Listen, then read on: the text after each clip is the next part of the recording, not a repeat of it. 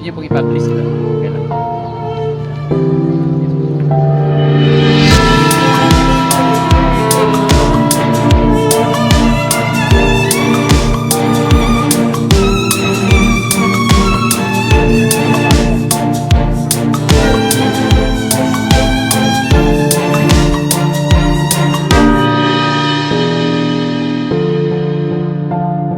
Thank you.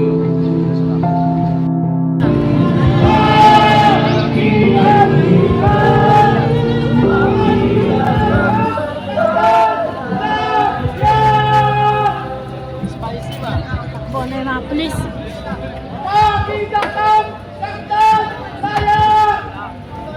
Mabuhay ang Pilipinas! Mabuhay ang Pilipinas! Mabuhay ang Pilipinas! Mabuhay ang Pilipinas! Ay mangyayari! Ay mangyayari!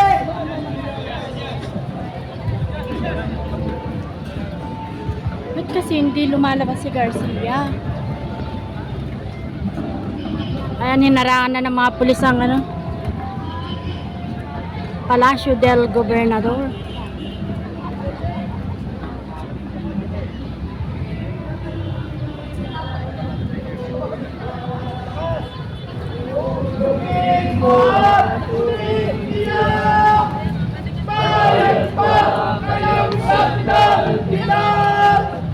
Ang limang kasang makaalpas, Pilipinas kong minumutya, ugat ng luha at talikan.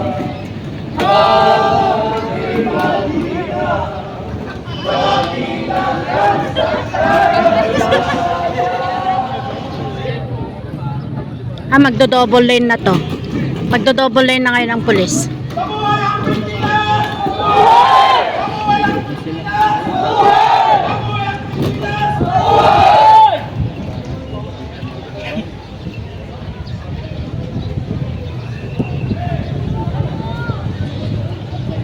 Ganito po kagulo ang ating bansa. Mga kababayan natin, mga OFW, ganito po ang nangyayari, totoong nangyayari sa ating bansa dahil po sa magulo na COMELEC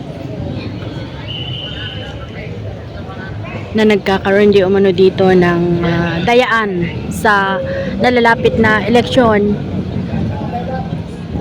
Ito po, nagkakagulo-gulo po ang mga tao dito sa Pilipinas. Minsan pa mga kasama, ang itinatag ng bayan ko. Ready? Sabay-sabay!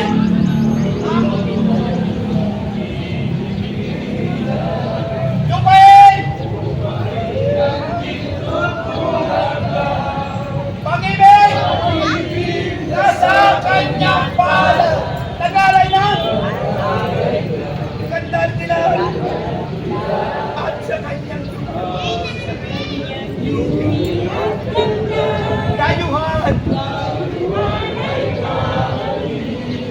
O bayan ko, kung pinihan ka, nasasaktan ka. Sabay-sabay, ibon mo! Ibon tayo may bayan mo. Pulungin mo! Bayan ka!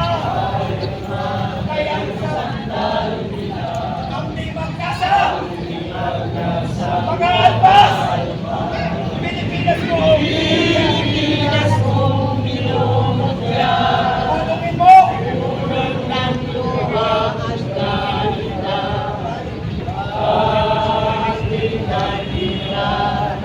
Makita kang saktan! Makita kang saktan! Makita kang saktan! Makita kang saktan! Makita kang saktan! Makita kang saktan! Makita kang saktan! Mabuhay ang bansang Pilipinas! Mabuhay ang Pilipinas! Mabuhay ang Pilipinas! Mabuhay! Hindi lang itong dito eh. Sa likuran din eh. Oo, dapat talaga picturean na lang kayo. Ito mga kababayan, simple lang naman yung kanilang pakiusap, bumaba si Garcia or magpadala ng kanyang staff para kausapin sila at i-assure na walang dayaan na mangyayari sa election day. Yun po yung hinihintay nila mga kababayan. Ano, pirma na ba?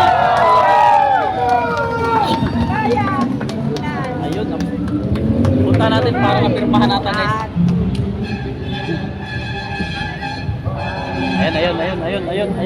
Ayun. History talaga yan guys.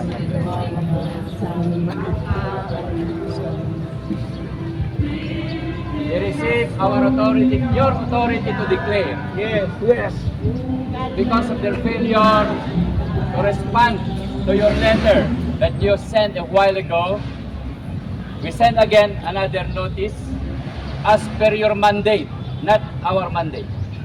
It is the mandate of the people of this country that you represented, and we deliver it at about 4:30 or 4:43 p.m. today, and it was received officially by the Office of the Commission on Election.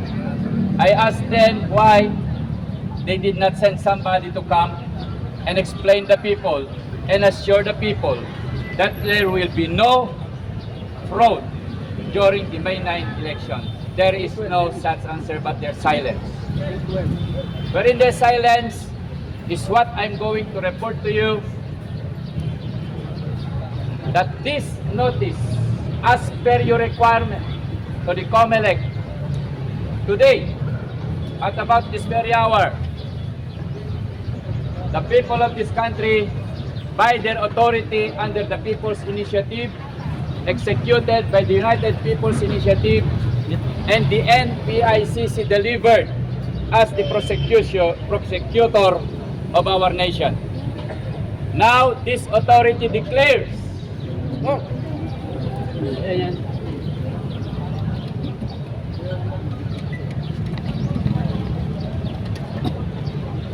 the Philippines may know that this declaration was not from me and not from you people, but it is the declaration of the People's Initiative represented by the United People's Initiative by a 3-day vigil in front of Palacio de Gobernador, the Office of the Commission on Elections.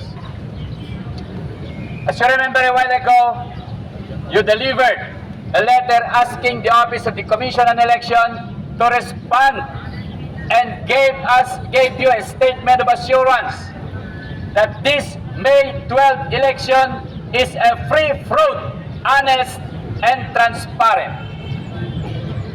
Now they failed. Nobody, not even a letter, not even a word from the Commission. Now, the power of the people will be known today in the history of this country, that you today declare the failure of election 2025 midterm election. Yes. Sa lahat po na nagsakripisyo, maraming salamat sa pagtatapos ng ating prayer vigil at makakapahinga na rin po ang ating mga kapulisan. At lahat po tayo, as long as we delivered properly, by procedure, formally and officially, your grievances to the Commission. And our job is finished today. Thank you very much. Diyos ay ang Panginoon. May pakialam ka po, Father God, sa Pilipinas. Ang mga maraming bansa sa aming paligid ay narating na ang kanilang kahindikan. Narating na ang kanilang rurok ng pagiging matagumpay at maunlad na bansa. Subalit ang Pilipinas ay hindi pa. Ito ang aming panahon. This is our time and our season. Tinatawag niyo po ang mga Pilipino na mayroong tiwala at pananampalataya sa inyo po. At nananampalataya, naniniwala po kami na meron ka pong magandang gagawin sa aming bansa. Hindi po kami pumapayag na magpatuloy lamang kung ano man ang mali na nakikita, na commonalize na, alam na ng lahat, pero kailangan mayroong magsolusyon. So Father God, we are the representative of the Filipino people in this time and place and this season. Salamat po sa iyong pag-iingat. Salamat po sa pagdala niyo po sa amin dito. Salamat po sa bawat puso, patriotic heart ng mga Pilipino. Dahil sa pagmamahal sa ating bansa at pananalangin at pananampalataya, alam po namin ang aming Diyos ay merong tenga na nakakarinig. Merong mga mata na nakakakita. At merong mga kamay at bisig na kayang gumawa malakas at walang imposible sa Kanya. Binabalik namin ang lahat ng papuri at pagkapasalamat sa inyo. Meron ka pong ginawa sa atmosphere in the spirit dimension and realm of this place. Father, as we are covered by the blood of Jesus, surrounded by your angels, O God, by this time, at this very moment, we come against principalities and powers and rulers behind every demonic territorial power na kumukontrol at nagpapahirap sa aming bansa. Father God, salamat. The blood of Jesus is enough. The crucifixion and the resurrection of Jesus and the finished work of Jesus is enough. Salamat po. Amin ang tagumpay. At makikita namin ang resulta nito. Ito lamang ang simula. In the spirit realm, we speak forth. Charge the atmosphere. Simula po ito. Amen. Puminit po ito. Yes. At makamit at marating po ng Pilipinas ang isang bayan na kung saan ay pinagpala at aming Diyos ay aming Panginoon. Hallelujah. We give you glory in Jesus' name. Everybody say, Amen. Salamat po sa inyo. Kailan kayo mag-prenup ni Marlon?